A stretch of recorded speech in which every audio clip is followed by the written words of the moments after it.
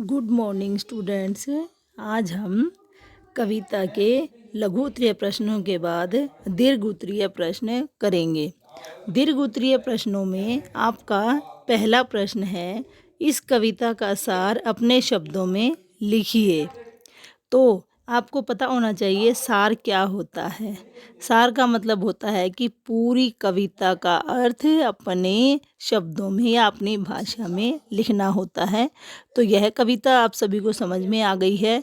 यह पहला प्रश्न आप सभी अपने आप करेंगे।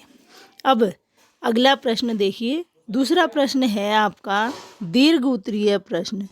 दीर्घ उत्तरीय प्रश्नों में दूसरा प्रश्न है, प्राप्य मंजिल को ही अंत मान लेने पर क्या होगा। हमने इस कविता में बहुत अच्छी तरीके से पढ़ा है और सबसे पहली बात तो इसमें उत्साह और जोश की बताई गई है। तो उत्साह और जोश के आधार पर प्राप्य मंजिल का मतलब है कि जो मंजिल आपने प्राप्त कर ली है, जो लक्ष्य आपने प्राप्त कर लिया, उसको ही अंतिम अपना लक्ष्य मान लिया जाए तो क्या होगा। यदि हम उसी लक्ष्य को अंतिम मान लेते हैं तो हमारी आगे बढ़ने की जो हिम्मत की या उत्साह की बात है वो समाप्त हो जाएगी, क्योंकि हमारा लक्ष्य वहीं प्राप्त होने के बाद दूसरा लक्ष्य न होने पर आगे बढ़ने का कोई मतलब नहीं रहेगा। तो इस प्रकार मंजिल पा लेने को ही या सफलता पा लेने को अंतिम मान लेते हैं तो फिर आगे कुछ भी हासिल नहीं कर पाएंगे। तो प्रश्न के आधार पर उत्तर देखिए आप। उत्तर है आपका, प्राप्य मंजिल अथवा प्राप्त मंजिल को ही अंत मान लेने से आगे बढ़ने का उद्देश्य समाप्त हो जाएगा। कि जो मंजिल हमें प्राप्त हो गई, जो लक्ष्य हमें प्राप्त हो गया है, उसके बाद हमारा आगे बढ़ने का उद्देश्य समाप्त हो जाता है।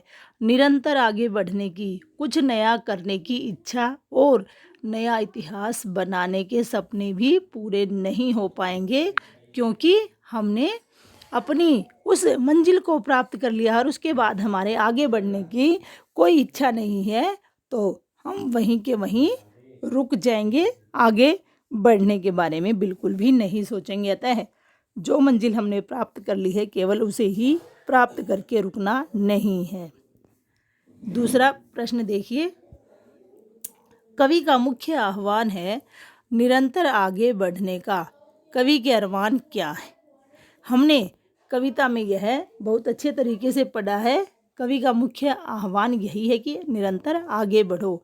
तो इसके साथ साथ कवि के अरमान और क्या क्या हैं यह भी हमें ध्यान रखना है। तो प्रश्न के आधार पर हमारा उत्तर बनेगा, कवि का मुख्य आह्वान है निरंतर आगे बढ़ने का।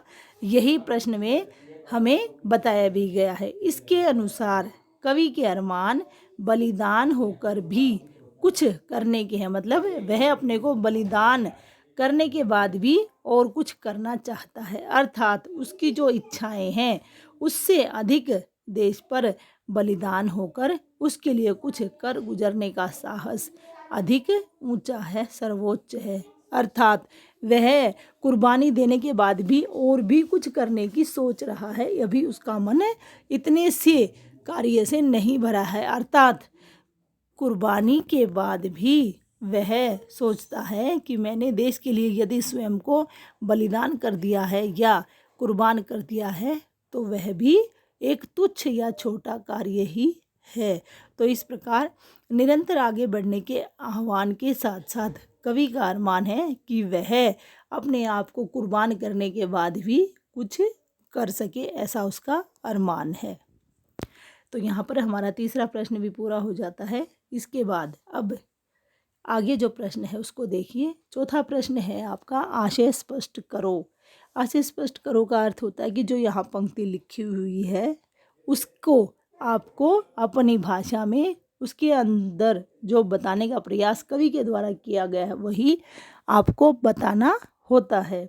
तो यहाँ पर आपका जो आशय स्पष्ट करने के लिए पंक्ति दी गई है वो है, अंत सिद्धियों का है लेकिन निर्माणों का अंत कहाँ।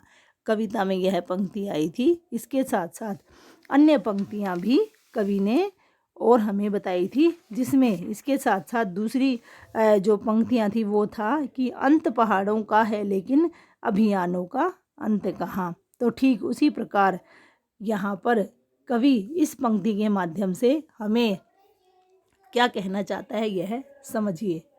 प्रस्तुत पंक्तियों का जब आप कॉपी में करेंगे तो मैंने आपको समझाने के लिए यह पंक्ति आधी ही लिखी है, आप क्या लिखकर अंत सिद्धियों से लेकर और यहाँ तक पूरी पंक्ति लिखने के बाद ही इसका आशय लिखेंगे। तो अब आशय समझिए।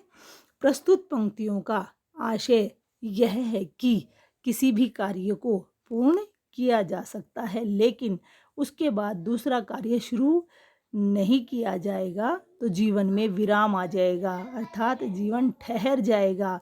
एक कार्य को करने के बाद यदि हम रुक जाते हैं तो जीवन में क्या हर स्थान पर हर क्षेत्र में ठहराव आ जाता है। ठीक उसी प्रकार हमें एक कार्य सिद्ध होते ही दूसरे के निर्माण में लग जाना चाहिए। इसीलिए यहाँ पर कवि कहता है कि अंत सिद्धियों का तो है लेकिन निर्माणों का नहीं है, अर्थात जैसे कार्य सिद्ध होते जाएं अगले के निर्माण में लग जाएं, अर्थात नए कार्यों को बनाने में पूरा करने में हमें लग जाना चाहिए।